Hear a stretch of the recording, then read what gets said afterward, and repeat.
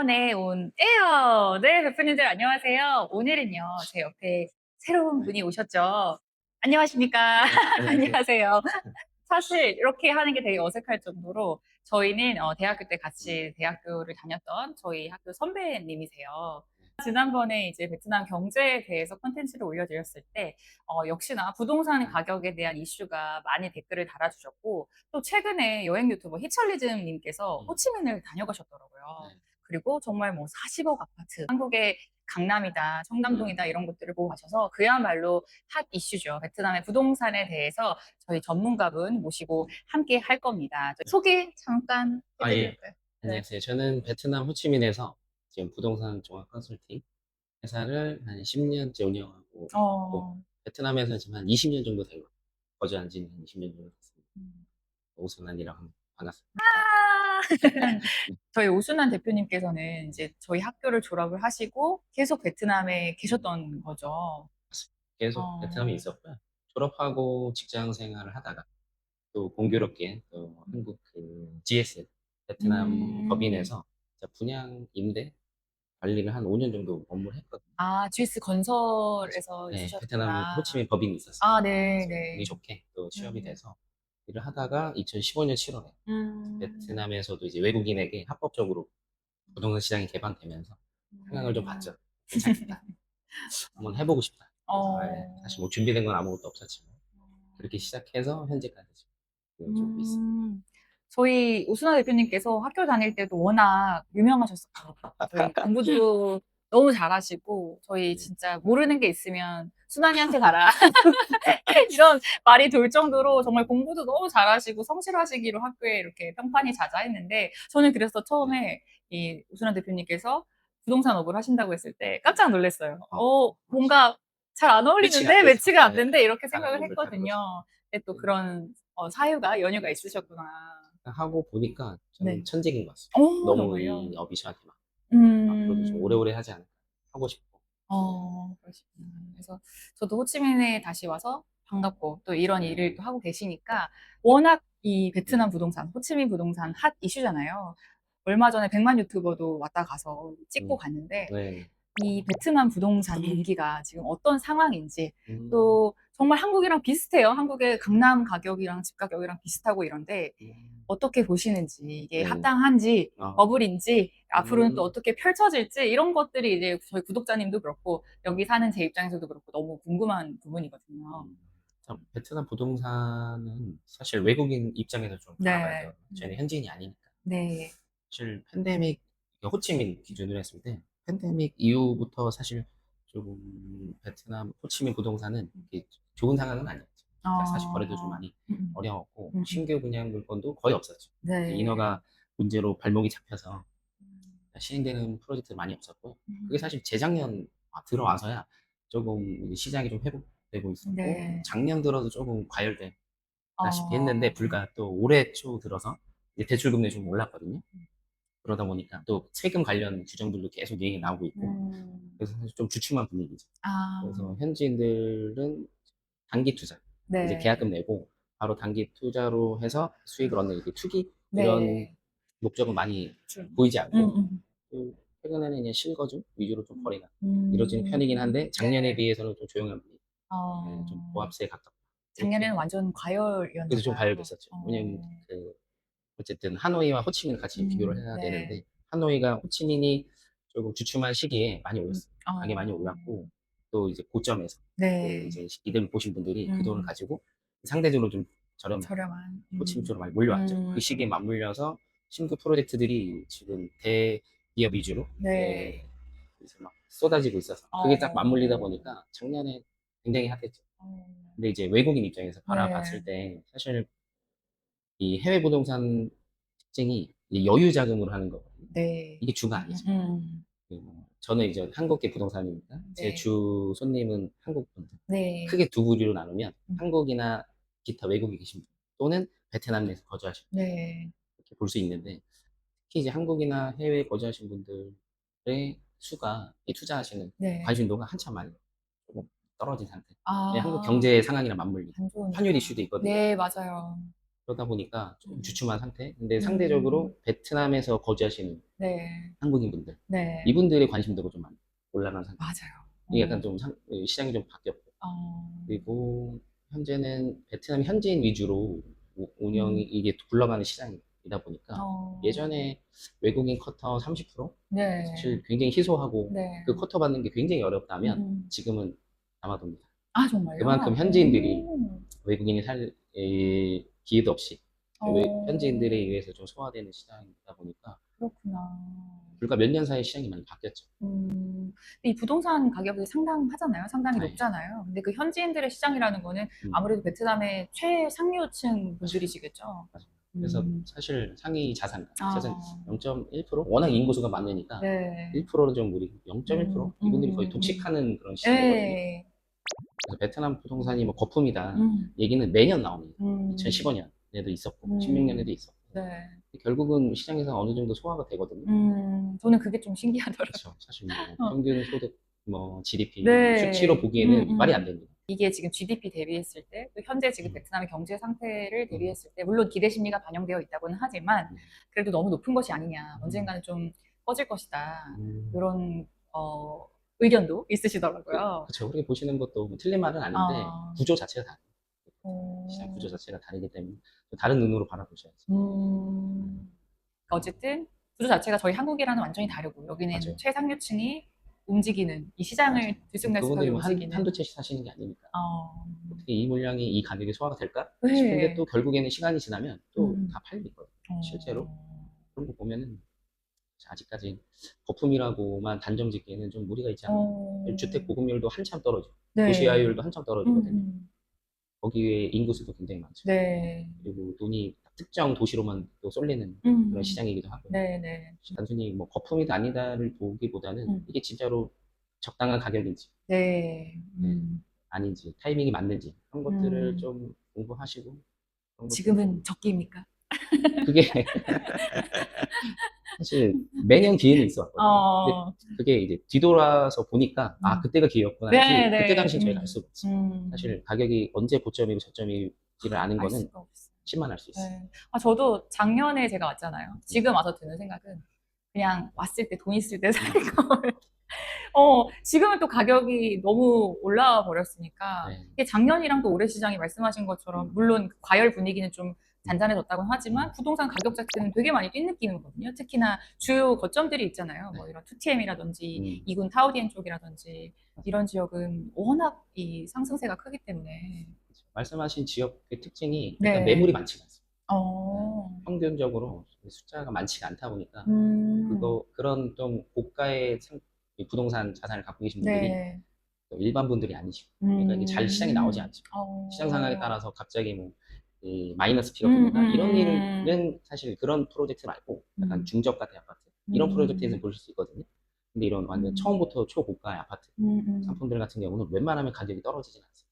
그러니까 동네도 워낙 핫한 데다가 물량 자체도 많지 않기 때문에 네. 가격이 오를 수밖에 없는 구조군요. 그쵸? 떨어지진 않을 거다. 그렇죠. 일단은 인허가가 잘 나오지 않다 보니까 신규 프로젝트 이렇게 많지가 않습니다. 정말 손에 네. 꼽거든요. 그리고 거기서 좋은 위치 같은 네. 경우는 이미 선점해 있고 웬만한 프로젝트들이 그래서 사실 쉽지 않은 시장이죠. 맞습니다. 그러니까 저도 여기서 살다 보니까 이제 아파트 한 채를 구매하고 싶고 실거주 위주로. 네, 물론 투자를 하면 좋겠지만 지금 내 집도 없는데 베트남에. 그러니까 실거주 하면서 네. 나중에 보면 이게 투자가 됩니다. 이렇게 보셔야 돼요. 왜냐면 여기는 전세 개념이 없고 네. 월세 매달 이제 돈이 나가는 네. 곳인데 네. 그래서든 한 채 정도는 내가 거절집 정도 하나 정도는 해놓으시면 든든하죠. 그러니까요. 월세 4월 부담이 너무 커요. 주재원으로 오셔서 뭐 네. 월세 지원을 받지 않는 한은 사실은 한 채 정도는 장기적으로 보고 이제 옛날 아파트 구축이든 뭐 신축이든 상관없어요. 한 채 정도는 그래도 평형 때는 사실 이제 예산에 맞춰서 하셔야 되겠지만 한 채 정도 이렇게 해놓으시면 장기적으로 봤을 때 네. 떨어지는 일은 없거든요. 네. 월세 나가는 게 아까우시니까 너무 아깝죠. 네. 준비해 놓으시는 게 좋긴 하죠. 그러면 이 똘똘한 한 채를 장기적으로 음, 사겠다 하시면 어느 지역을 추천하시는지. 제일 유명한 지역이 지금 투티에 네. 호치민시 2군 네. 1군, 이 12D, 1군, 3군 강 건너편에 있는 네. 여의도 같은 땅이거든요. 크게 투티엠. 약간 섬처럼 네. 보입니다. 굉장히 네. 크고 원래 늪지대였고. 제가 지금 거기 월세로 살고 있거든요. 좋은 데 2TM에. 사시네. 아닙니다. 어. 외톨이 아파트에 살고 있습니다.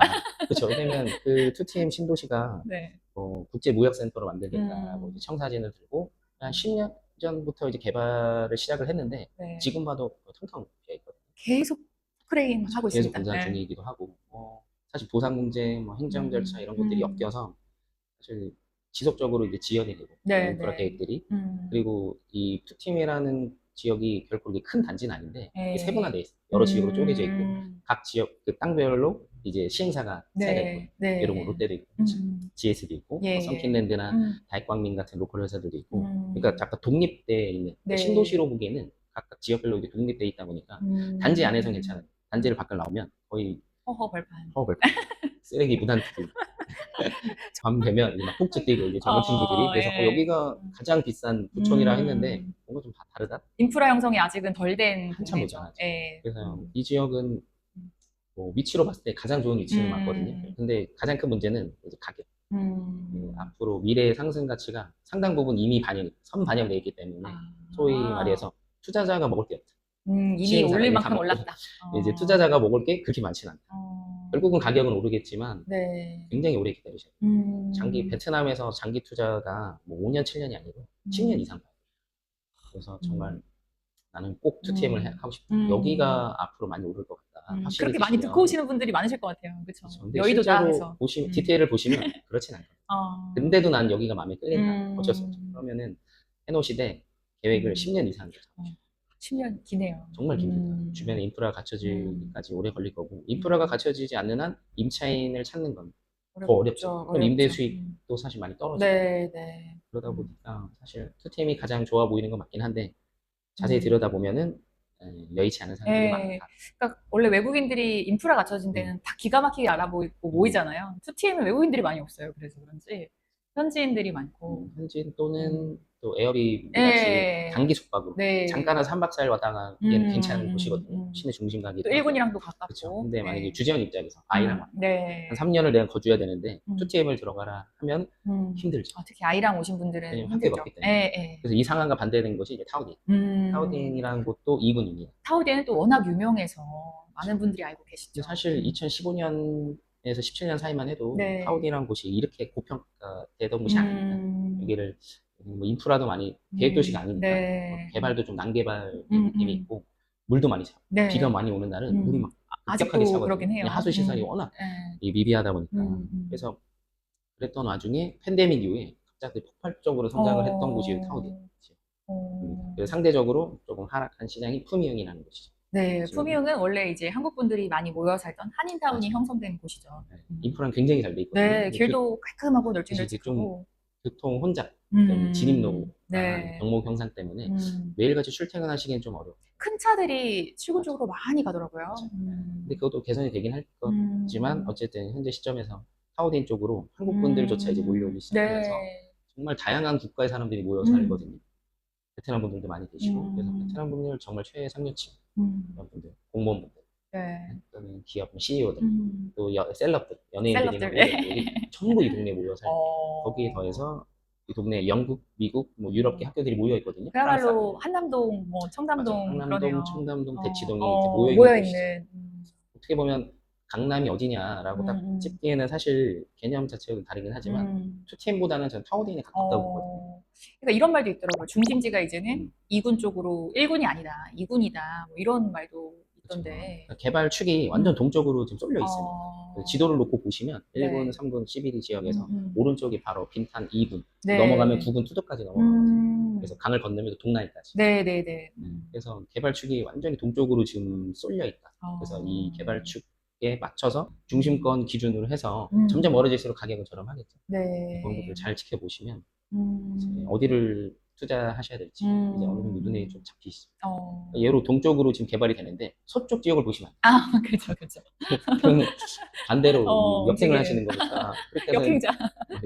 그렇게 하시면 안 되고 동쪽으로 쏠리는 이유가 구글 지도를 이제 열어서 보시면 빈 땅들이 많습니다. 그러니까 개발 여지가 많은 거죠. 지금 중심가 쪽에서 구시가지 쪽 가시면 네. 차가 시도 때도 없이 막히거든요. 그러니까 소득 맞아요. 수준은 올랐고 차는 갖고 싶고 네. 그럼 오토바이가 차로 바뀌는데 도로는 그대로거든요. 그럼 이렇게 엄청 막히겠죠. 네. 주차 대란에 교통 대란 그게 해소가 안 됩니다. 이미 구시가지는 빽빽하게 집들이 네. 들어서 있기 때문에 결국은 빈 땅이 남아있는 동쪽 네. 그리고 남쪽 이쪽으로 눈을 돌릴 수밖에 없고 개발이 동쪽 그쪽으로. 남쪽으로 해서 고속도로나 지하철이 이쪽으로 들어서는 데는 이유가 있거든요. 왜냐면 좀 더 수월하죠. 그래서 네. 이쪽으로 해서 신도시들도 들어서고 이제 지금 한창 공사 중인 롱탄 신공항 네. 또 동나에 들어서거든요. 그 동쪽이 있죠. 거칠리 네네네. 쪽에. 그 동나이 쪽 기준으로 해서 고속도로도 이미 개통이 됐고 지금 지하철 광역철도 네. 이제 공항과 이군 2TM으로 넘어오는 광역철도를 연결하겠다. 그래서 곧 7월에 이제 착공이 되거든요. 네. 그런 것들을 봤을 때 큰 틀은 호치민시 기준으로 해서 동쪽 그러면 2군이 되는 거죠. 네. 그 2군 지역을 크게 나눠서 아까 처음 말씀드렸던 2TM 신도시 그리고 타오딘 네. 그 다음이 이제 락지액 같은 잠실 같은 곳이 락지액 이렇게 딱 세 군데로 나눠서 보시면 맞을 것 같습니다. 그러니까 말씀하신 것처럼 저도 타오디엔 쪽에 이제 한 채 사고 싶은데 타오딘 좋죠. 지금 여기 저희가 있는 없어요. 이 매물도 많지 않은 타오딘은 데다가 일단 분양 물건이 없고요. 더 이상 이제 들어설 땅이 정말 제한적인 그러니까 고층 건물보다는 보시면 개인 주택들이 많거든요. 네. 고도 제한이 있다 보니까 그런 것도 있고 사실 이미 분양이 다 됐었고 네. 2015년, 17년 사이에 아니, 이미 2010년도 초반에 네네. 주요 좀 거점들이 이미 분양이 다 끝난 상태예요. 더 이상 땅도 없고 네. 그렇다고 재건축이 활발한 그런 시장도 아니기 때문에 지어져 있는 걸 사셔야 되는데 네. 이미 최소 2배에서 한 3배 가까이 올랐고 그러니까요. 그리고 구축을 사려면 한 달에서 두 달 사이에 가계약 이후에 잔금이 들어가야 됩니다. 그럼 한 현금을 다 쥐고 계셔야 되거든요. 그러니까 좀 자산가라면 가능하겠지만 그렇지 않다면 좀 힘들 수 있죠. 힘들겠네요. 신규분양 같은 경우는 그래 분할 납부가 가능하니까 네네. 좀 내가 작은 계획을 세워서 한번 네네. 해보자. 근데 이런 구축 같은 경우는 쉽지 않죠.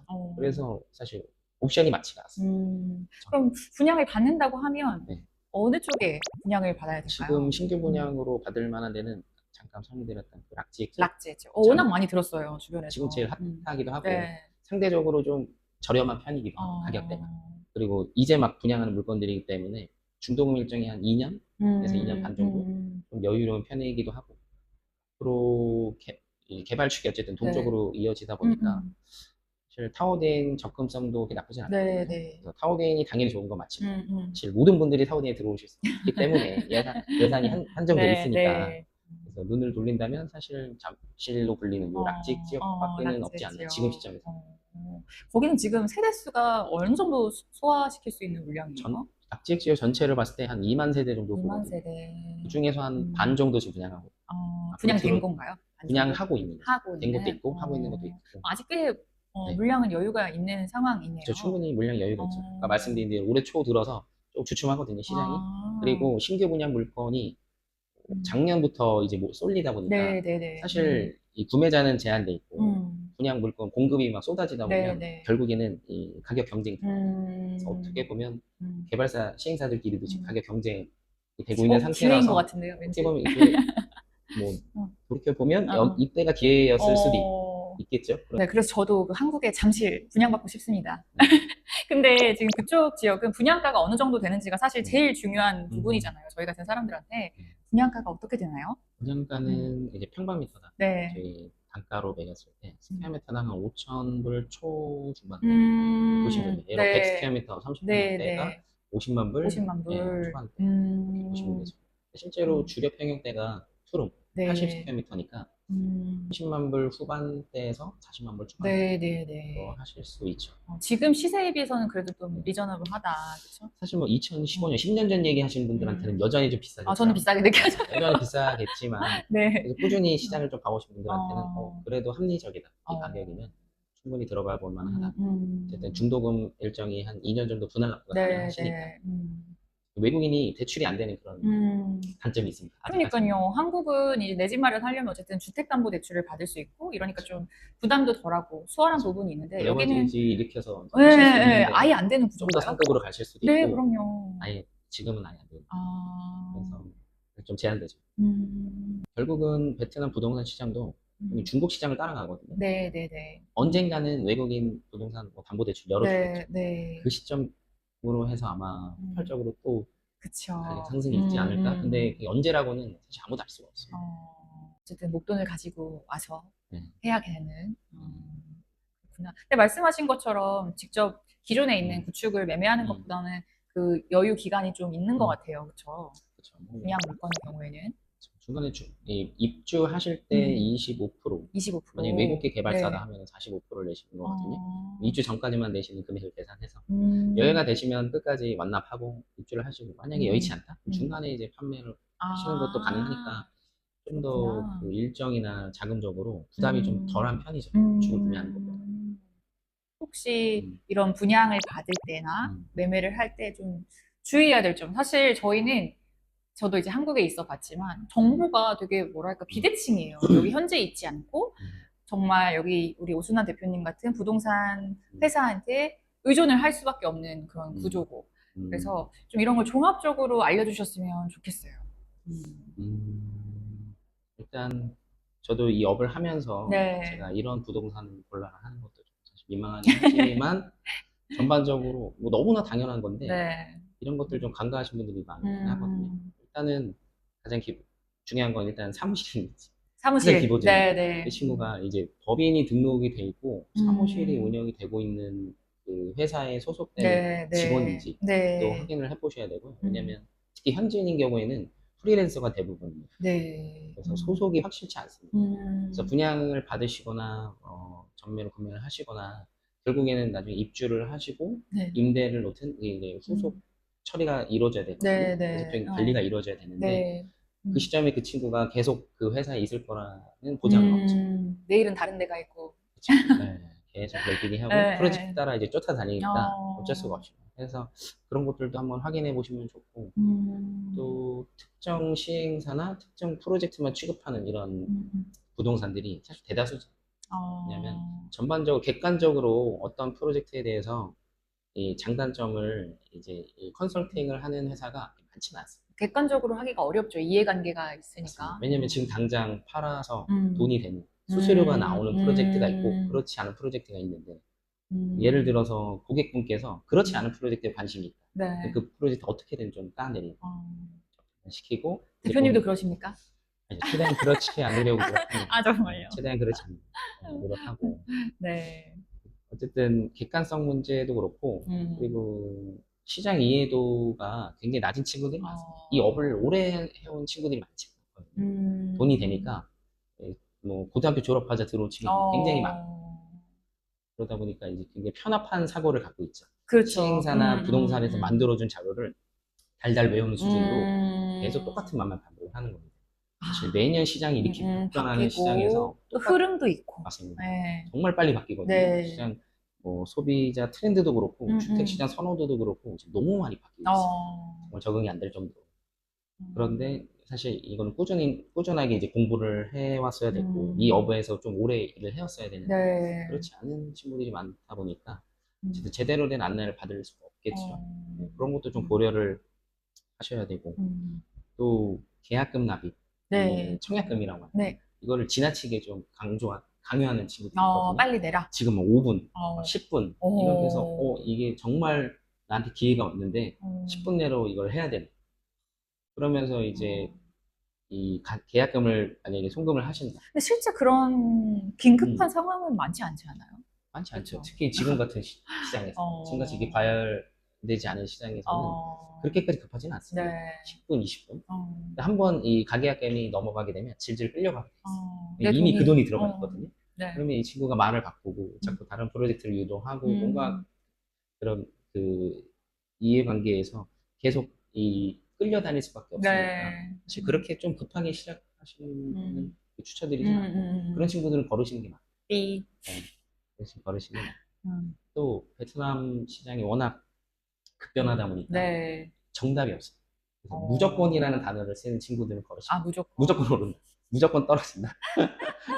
심지어 수치로 내년이면 얼마가 오를 거다. 어, 이렇게 수치로 확답하는 알 수 친구들은 없죠. 할 수가 없죠. 음, 아니 그게 확실하다. 그럼 그 음. 친구가 어, 부자가 됐겠죠. 뺐어야 되는데, 그 일을 그쵸. 하고 있지 않겠죠. 아, 아무튼 이 정도만 좀 거르셔도 음, 어쨌든 장점 말고 네. 단점에 대해서도 얘기를 했을 때 음, 좀 속 시원하게 음, 프로젝트의 장점들을 좀 얘기해 줄 수 있는 네, 친구다? 네. 그러면은 이 정도면 정직한 친구. 그러니까 정보를 풍성하게 줄 수 있어야 되는 것 맞아요. 같아요. 어쨌든 장점과 단점이 네, 공존하는데 네, 이걸 좀 숨기지 않고 정보를 선택은 다 주고 결국 선택을 할 수 있게 해주는 맞아요. 그런 친구를 만나시는 게 음. 복이죠, 사실. 어.